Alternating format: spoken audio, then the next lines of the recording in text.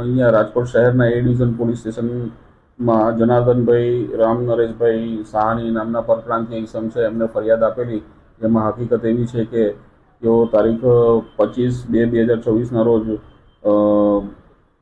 વીરામણી સ્વીટ્સની દુકાન પાસે ઊભા હતા. તે દરમિયાન બે ઈસમો અજાણ્યા આવી તેમને કીધેલું કે અમે પોલીસવાળા છે અને તમે પોલીસ સ્ટેશન તમને લઈ જવાના છે અને પૈસા ના લઈ જવા તો પૈસા આપો, તેમ કરીને ધાકધમકી આપીને પૈસા કઢાવવા માટે તેમને પોલીસની ઓળખ આપીને કઢાવેલા 30,000 રોકડા રૂપિયા.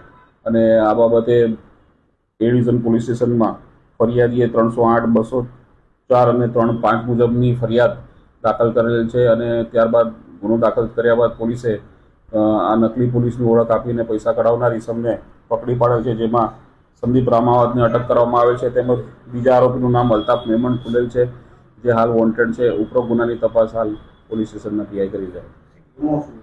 એમાં આમની પોલીસની ઓળખ આપીને અગાઉ પણ આ સંદીપ રામાવતે એના વિરુદ્ધ ગુનો દાખલ થયો છે અને પોલીસની ઓળખ આપીને ખોટી ઓળખ આપીને ધાકધમકી આપીને કઢાવવાની એમો છે.